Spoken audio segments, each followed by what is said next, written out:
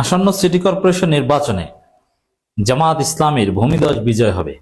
প্রত্যেকটা city corporation নির্বাচনে জামাত জোট জিতবে।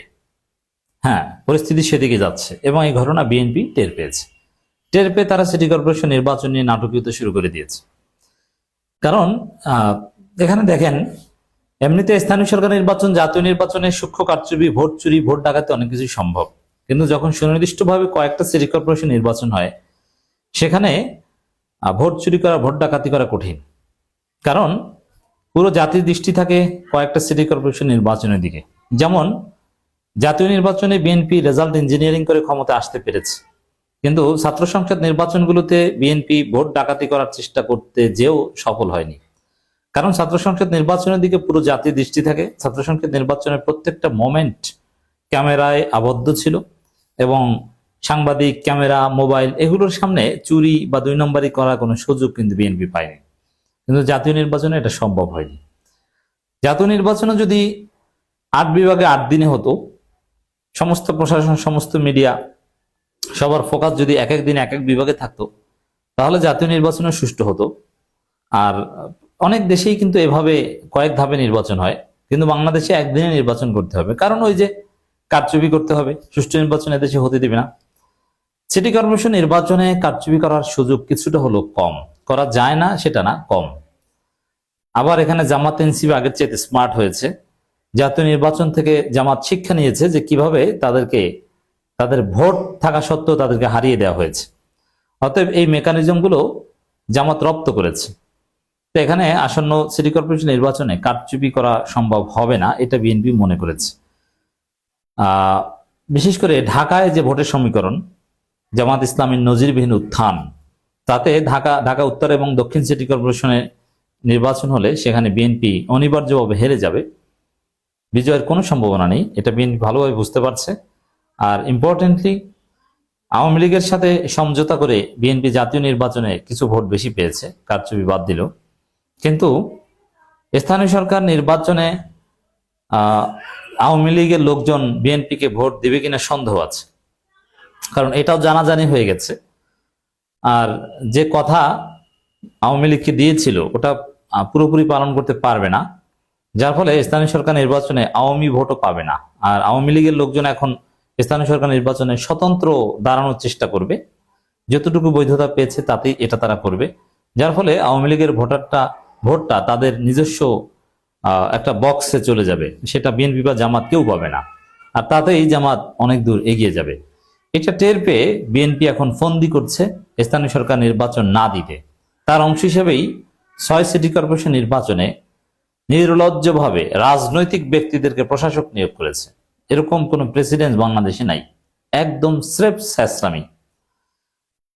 রাজনীতিবিদদের বিনা ভোটে মেয়র পদে বসানো, এর চাইতে অগণতান্ত্রিক ফ্যাসিস্ট কোন চিন্তার হতে পারে না।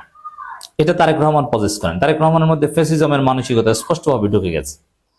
তো দর্শক, জামাত এনসিপি এ বিষয়ে সিরিয়াস। অতএব জামাত আনুষ্ঠানিক প্রতিবাদ করেছে।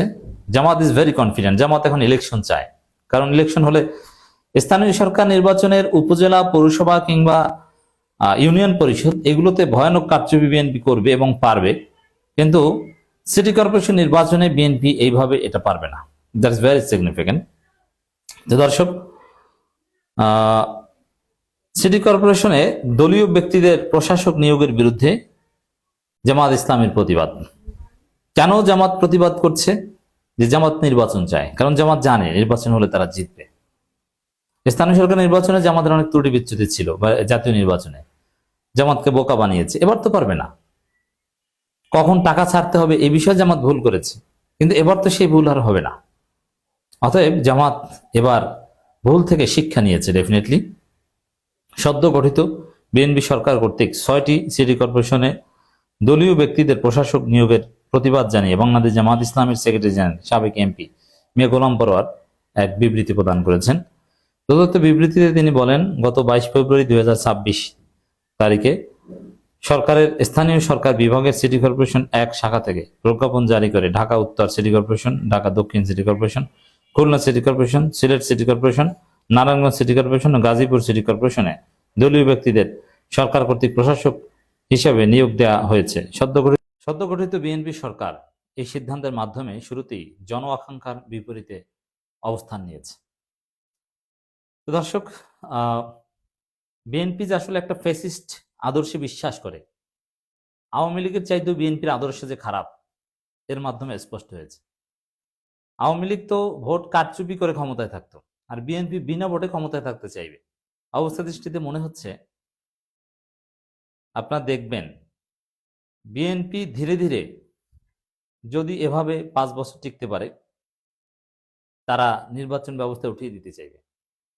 বিএনপির ইতিহাসে শান্তিপূর্ণ ক্ষমতা হস্তান্তর নেই। শান্তিপূর্ণ ক্ষমতা হস্তান্তরের ইতিহাস একবার আওয়ামী লীগ করেছিল। অতএব এই দিক থেকে বিএনপির চাইতে আওয়ামী লীগ শতগুণ ভালো। যেমন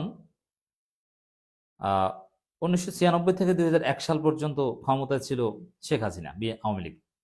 তারা কিন্তু শান্তিপূর্ণভাবে 5 বছর মেয়াদ শেষ হওয়ার পর তত্ত্বাবধায়ক সরকারের হাতে ক্ষমতা হস্তান্তর করেছিল, এবং সেই তত্ত্বাবধায়ক সরকার একটা সুষ্ঠু নির্বাচন দিয়েছিল। সেই নির্বাচনে জামাত বিএনপি জয়লাভ করেছিল। বিএনপি যতবারই ক্ষমতা এসেছে তার অঘটন ঘটিয়েছে, শান্তিপূর্ণ ক্ষমতা হস্তান্তর করেনি। অতীতে 2বার ক্ষমতা এসেছিল, এবার বাদে 1991 থেকে 96। তখন কি নাটকটা করেছিল?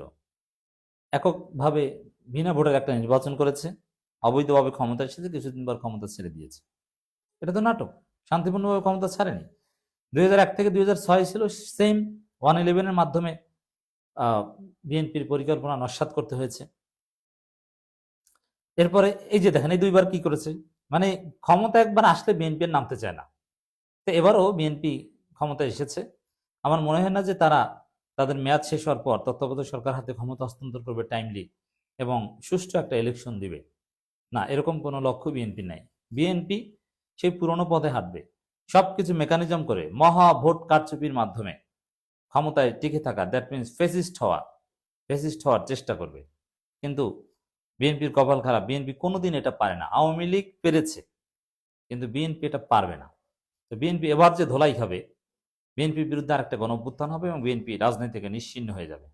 তবে আওয়ামী লীগ রাজনীতিতে থাকবে, বিএনপির অনুপস্থিতিতে আওয়ামী লীগ ফিরে আসবে। তবে মারাত্মকভাবে আগে হাসিনার আওয়ামী লীগ যেহেতু আসতে পারবে না, অতএব ওই রকম থ্রেট নেই।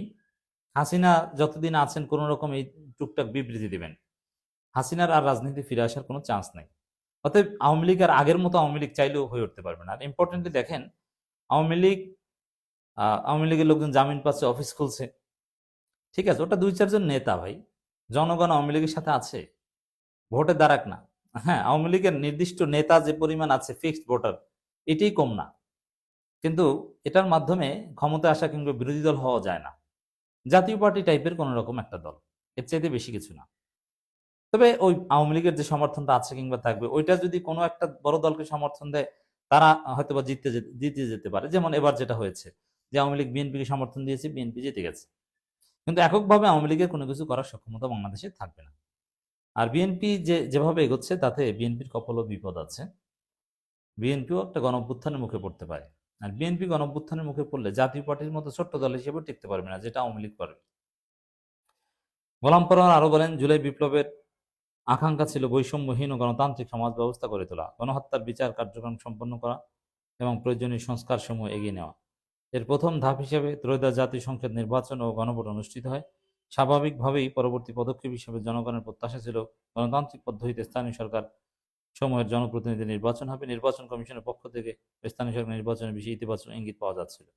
এমন পরিস্থিতিতে প্রশাসক, এর মানে এটা সুস্পষ্ট কোন একটা দুর্বিসন্ধি থেকে করা হয়েছে। দর্শক, এখানে এনসিপি নেতা আসিফ মাহমুদ, যিনি নিজেও একজন ঢাকা দক্ষিণ সিটি কর্পোরেশন নির্বাচনের মেয়র প্রার্থী, তিনি বলছেন ভোটের অঙ্ক দেখে সরকার স্থানীয় নির্বাচন দেওয়ার সাহস পাচ্ছে না। এটি হচ্ছে আসল কথা, যে ঢাকায় যে জামাতের ভোট, তাতে আওয়ামী লীগের ভোটটা আলাদা হয়ে গেলে বিএনপি কোনোভাবেই জিততে পারবে না। আর ক্ষমতা আসার পর তো তাদের ভোট ডেফিনেটলি কমেছে, এই কয়েকদিনেই অনেক কমেছে। অতএব 1 সপ্তাহে অনেক কমেছে। অতএব দর্শক,